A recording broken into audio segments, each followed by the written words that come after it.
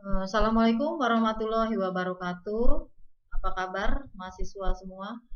Untuk kali ini materi kita adalah mengenai ilmu negara ya. Jadi materi saya hari ini adalah mengenai negara hukum. Setelah saudara membaca mengenai bentuk-bentuk negara, sejarah terjadinya negara, maka kita masuk mengenai negara hukum di sini. Negara hukum, kalau saudara mau tahu dasar hukumnya adalah saudara baca ketentuan pasal 1 ayat 3 Undang-Undang Dasar Negara Republik Indonesia tahun 1945, di mana di situ ditegaskan bahwa negara Indonesia adalah negara hukum. Konteks negara hukum ini berarti adalah di dalam setiap penyelenggaraan negara, maka para penyelenggara negara harus selalu tunduk pada aturan-aturan hukum yang berlaku. Jadi ada unsur-unsur negara hukum ya, beberapa unsur negara hukum. Yang pertama adalah legalitas dalam arti hukum dalam segala bentuknya. Artinya, segala tindakan baik masyarakat ataupun penyelenggara negara, semuanya harus didasarkan pada aturan hukum yang berlaku. Ya, jadi asas legalitas. Semua hal-hal yang dilakukan harus beracuan kepada hukum yang berlaku. Seandainya ada pertentangan terhadap hukum yang berlaku, maka ya tentu saja ada ketentuannya. Seandainya terjadi penyimpangan atau pelanggaran terhadap hukum yang berlaku, ya saudara bisa baca ya. Misalnya kalau ini berkaitan dengan masalah pidana atau perdata dan lain sebagainya, semuanya ada acuannya. Kemudian yang kedua adalah adanya perlindungan terhadap hak asasi manusia. Salah satu unsur bahwa suatu negara itu adalah suatu negara hukum, maka negara tersebut harus memberikan perlindungan terhadap hak asasi manusia. Yang dimaksud dengan hak asasi manusia sebenarnya kalau saudara mau tahu definisinya banyak, tapi saya tegaskan di sini bahwa yang dimaksud dengan hak asasi manusia ini adalah hak yang melekat dalam diri manusia semenjak manusia itu berada di dalam kandungan sampai dengan dia meninggal dunia. Kenapa berada dalam kandungan? Karena yang namanya bayi atau katakanlah calon manusia yang berada dalam kandungan itu juga sebenarnya disebut manusia juga. Makanya aborsi dilarang. Bayi yang berada di dalam kandungan tidak boleh digugurkan kecuali dengan alasan-alasan tertentu seperti misalnya alasan kesehatan, misalnya seperti itu. Jadi seandainya ada tindakan aborsi ya tentu saja pasti ada hukumnya. Nah itu seperti itu. Jadi artinya perlindungan terhadap hak asasi manusia ini adalah sejak manusia itu masih berada di dalam kandungan. Nah, kemudian setelah bayi itu dilahirkan, ya, artinya begini, sejak dalam kandungan berarti hak untuk hidup itu harus dimiliki oleh bayi yang berada di dalam kandungan. Kemudian setelah bayi ini dilahirkan, kemudian dia hidup di dunia, maka dia juga memiliki perlindungan terhadap hak asasinya. Nah, hak asasinya ini adalah hak asasi yang berkaitan dengan seluruh aspek kehidupan manusia. Baik hak di bidang politik, saudara pasti tahu ya kalau hak di bidang politik itu kan berkaitan dengan hak pilih. Hak memilih dan dipilih, hak untuk kita berorganisasi ataupun berserikat, misalnya berkumpul dan lain sebagainya. Ini berkaitan dengan masalah politik. Jadi hak untuk kita apakah mau masuk menjadi anggota partai politik atau tidak. Termasuk di dalamnya adalah hak untuk kita memilih wakil-wakil kita yang akan melakukan atau menjalankan penyelenggaraan negara. Bahkan kita pun memiliki hak untuk dipilih. Tentu saja apabila kita memiliki persyaratan-persyaratan tertentu.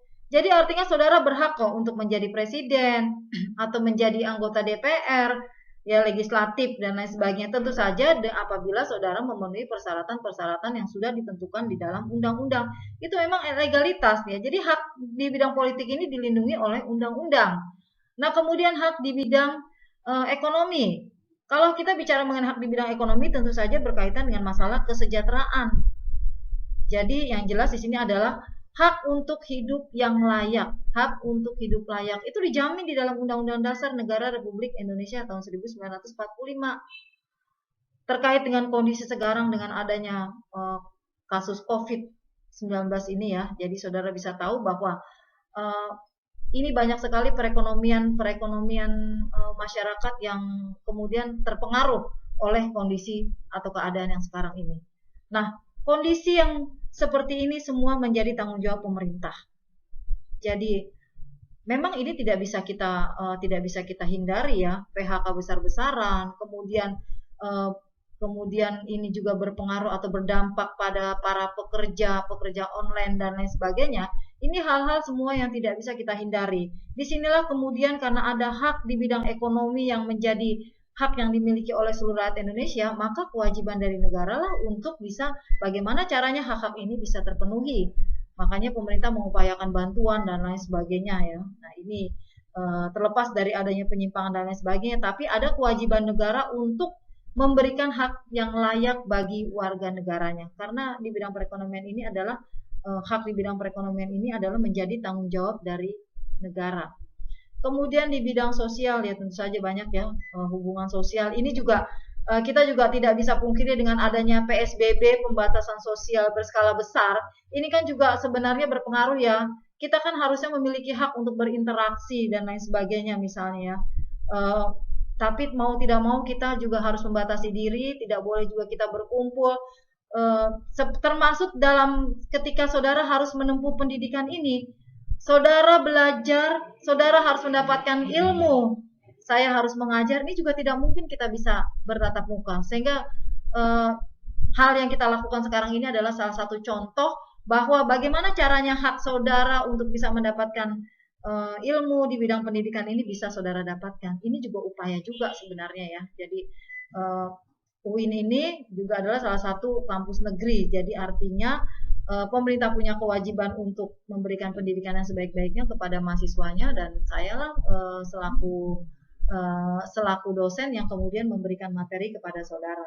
Jadi saudara tetap mendapatkan materi dari saya terkait dengan masalah yang saya ajarkan, khususnya hari ini adalah masalah ilmu negara. Nah, masih kita lanjut tadi ya. Jadi ini salah satu hak di bidang pendidikan yang berkaitan dengan sosial budaya juga. Jadi saya mencoba untuk menjalankan kewajiban saya sebagai dosen, saudara, ini adalah upaya saudara juga untuk mendapatkan atau hak saudara untuk mendapatkan materi yang memang menjadi kewenangan saya untuk memberikannya kepada saudara di bidang sosial. Jadi hubungan kita juga terbatas, hubungan saudara dengan masyarakat juga kemudian dibatasi. PSBB dengan berbagai aturan-aturannya saudara baca ya. Jadi kita juga sekarang dibatasi, saudara berkendaraan juga dibatasi. Kita keluar juga kalau tidak perlu-perlu banget juga sekarang dilarang. Tapi mau tidak mau, apakah itu dilarang? Enggak. Hak asasi manusia boleh dibatasi. Bukan berarti kita memiliki kebebasan yang sebebas-bebasnya. Hak asasi manusia boleh dibatasi, tapi pembatasannya itu ada dengan undang-undang. Tetapi pembatasan yang dilakukan oleh pemerintah ini semata-mata memang demi kepentingan umum, bukan berarti dengan adanya pembatasan ini kemudian hak dari seluruh warga negara itu kemudian menjadi kemudian terpotong lah atau katakanlah terbatasi seperti itu. Ya, jadi ini juga dalam rangka demi kebaikan seluruh warga negara Indonesia juga, pembatasan sosial, budaya, keagamaan juga kita dibatasi. Inilah perbedaannya sekarang ya. Kita suasana Ramadan sekarang mungkin berbeda dengan suasana Ramadan sebelumnya, di mana kita bisa sholat tarawih berjamaah di masjid, sholat Jumat juga begitu. Saudara tidak bisa lakukan lagi di masjid, tapi sekarang diganti dengan sholat wajib, sholat zuhur ya, seperti itu. Kita juga tidak bisa tadarus secara bersama. Banyak hal yang kemudian membatasi terkait dengan masalah keagamaan. Gak bisa lagi kita kumpul-kumpul untuk mendengarkan pengajian rutin dan lain sebagainya. Karena ini juga berkaitan dengan masalah sosial budaya juga. Tetapi ini sangat terpaksa dilakukan demi juga untuk kepentingan seluruh rakyat Indonesia. Ini juga hak asasi. Tapi bagaimana caranya hak asasi manusia itu bisa terpenuhi meskipun ada pembatasan, itulah yang sekarang upaya-upaya yang telah dilakukan oleh pemerintah. Sosial, budaya, keagamaan. Dan di bidang hukum bagaimana? Di bidang hukum juga seperti itu. Sekarang juga pengadilan-pengadilan juga sudah mulai menerapkan persidangan online. Mahkamah Konstitusi juga sekarang sudah menyidangkan juga berkaitan dengan masalah perkara-perkara pengujian undang-undang. Tetap MK melaksanakan persidangan. Namun bagaimana cara persidangan itu tetap bisa dilakukan, itulah yang kemudian juga dilakukan oleh Mahkamah Konstitusi. Bagaimana caranya sidang tetap berjalan, bagaimana caranya hak-hak dari katakanlah hak-hak konstitusional dari warga negara yang mengajukan permohonan itu dapat tetap berjalan, itu kemudian juga diantisipasi oleh Mahkamah Konstitusi. Artinya Mahkamah Konstitusi tetap melakukan persidangan tetapi dengan cara-cara atau ketentuan-ketentuan yang diatur oleh undang-undang. Itu juga ya di bidang hukum ya. Jadi kita memang dibatasi, tetapi pembatasan itu kemudian juga harus ada keseimbangan antara hak dan kewajiban seperti itu. Ya, di bidang. Nah, ini adalah bidang-bidang yang memang kita nikmati semasa kita masih menjadi manusia. Jadi artinya memang ada kewajiban asasi juga dari manusia itu sendiri di samping adanya hak.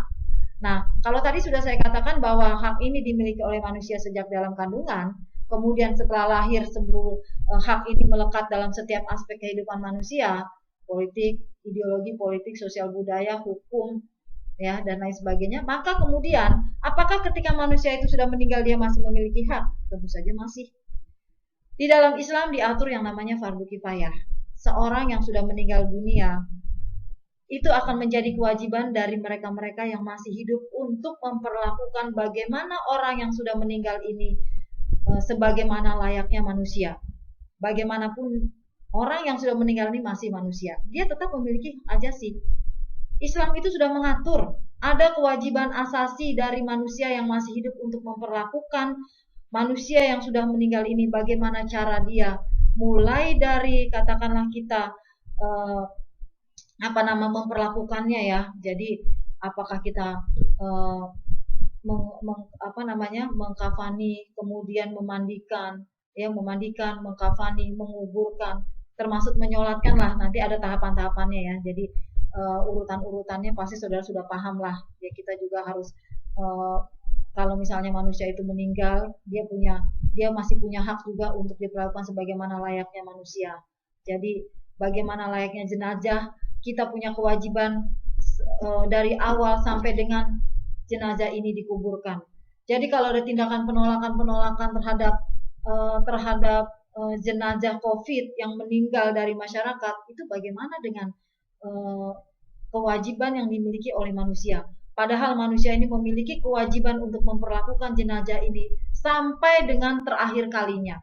Oke lah, katakanlah pada tingkat awalnya dia dimandikan, dikafani, kemudian disolatkan, itu memang dilakukan dari pihak-pihak rumah sakit dan itu berjalan secara aman. Tapi kemudian menjadi terkendala ketika dia mau dikuburkan. Ini juga sebenarnya adalah merupakan hak ajasi manusia juga. Kendati pun manusia ini sudah meninggal, dia tetap memiliki hak. Itulah yang saya katakan, bahwa manusia ini tetap memiliki hak untuk diperlakukan sebagaimana layaknya manusia sampai dengan dia sudah meninggal. Nah, cuman memang kalau sekarang agak ironis ya. Kalau di Jakarta itu kan manusia yang sudah meninggal itu tetap harus kontrak ya. Jadi ngontrak ini persoalan. Cuman kan kalau dia punya keluarga, kontrakannya masih bisa dibayar. Tapi kalau dia sudah tidak punya keluarga, siapa yang membayar kontrakannya? Ini juga menjadi persoalan juga. Ya, pasti saudara tahu ya, berapa iuran kontrakannya gitu. Dan bagaimana mungkin seorang yang sudah meninggal itu membayar kontrakan? Tapi ini terjadi. Nah, ini bagaimana? Padahal dia harus memiliki hak, katakanlah sampai dengan dikuburkannya. Tapi dikuburkan pun kemudian haknya ini kemudian menjadi dibatasi karena kalau dia tidak bayar kontrakan, masa harus diusir juga? Bagaimana cara pengusirannya? Ini juga menjadi suatu persoalan ya. Nah itu ya. Jadi hak yang dimiliki oleh manusia ini adalah hak sejak dalam kandungan sampai dengan ketika dia meninggal dunia. Nah itu seperti itu. Nah kemudian yang terakhir adalah adanya kekuasaan kehakiman yang merdeka. Jadi selain daripada tadi legalitas dalam arti hukum dalam segala bentuknya, ada kemudian pelindungan terhadap hak asasi manusia, baru kemudian yang terakhir adalah kekuasaan kehakiman yang merdeka di sini. Karena ini juga salah satu unsur dari adanya negara hukum. Adanya kekuasaan kehakiman yang merdeka di sini menunjukkan bahwa di dalam proses hukum di sini hakim harus independen. Dia tidak boleh mendapat intervensi dari pihak manapun juga. Hakim tidak boleh memihak kepada salah satu pihak yang memang sedang berperkara di pengadilan. Hakim harus objektif dalam memeriksa suatu perkara. Nah, ini semua adalah unsur-unsur dari adanya suatu negara hukum. Nah, kalau kita bicara negara hukum, itu adalah unsur-unsurnya. Nah, negara hukum ini kemudian juga berkaitan dengan masalah penegakan hukum. Kalau bicara mengenai penegakan hukum ini juga agak sulit karena penegakan hukum di Indonesia ternyata masih belum bisa dilaksanakan sebagaimana mestinya. Masih banyak terjadi pelanggaran-pelanggaran hukum di negara kita. Saudara mungkin bisa berintrospeksi diri, apakah selama ini saudara termasuk yang taat hukum atau tidak? Ketaatan terhadap hukum ini sangat dipengaruhi oleh hal-hal yang berbeda-beda. Ya, jadi karena ini berkaitan dengan faktor-faktor penegakan hukum ya sebenarnya ini ya.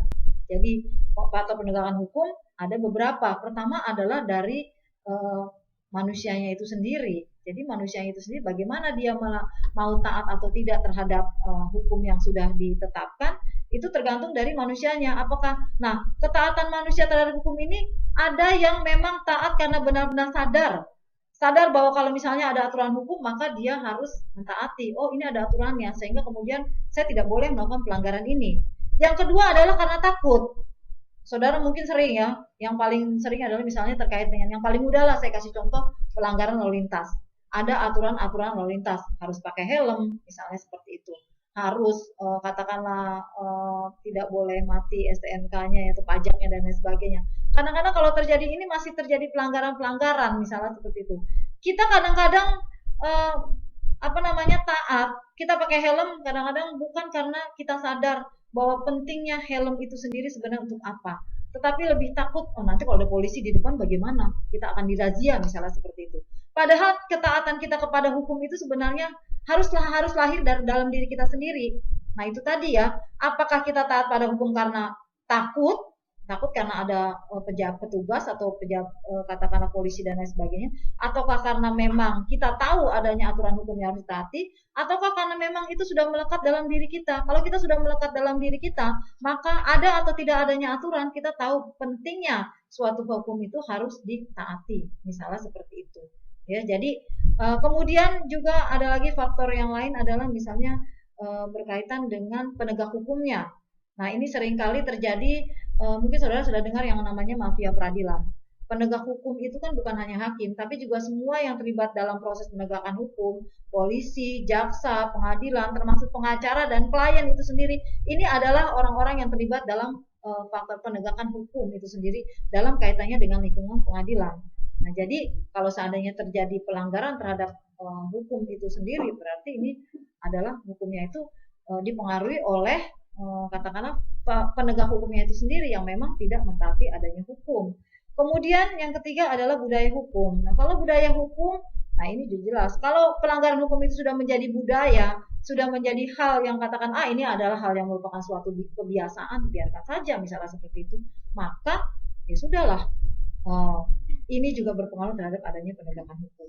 Ya, jadi penegakan hukum juga merupakan salah satu yang berpengaruh terhadap adanya negara hukum. Jadi saudara bisa baca lebih lanjut untuk masalah penegakan hukum ini bagaimana. Saya tidak akan berpanjang-panjang bicara di sini. Saudara baca sendiri mengenai bagaimana implementasi dari penegakan hukum itu sendiri karena teorinya secara garis besar sudah saya kemukakan pada saudara. Jadi untuk materi penegakan hukum kita cukup sampai di sini. Nanti kita berjumpa lagi dalam materi yang lain. Cukup sampai di sini. Assalamualaikum warahmatullahi wabarakatuh.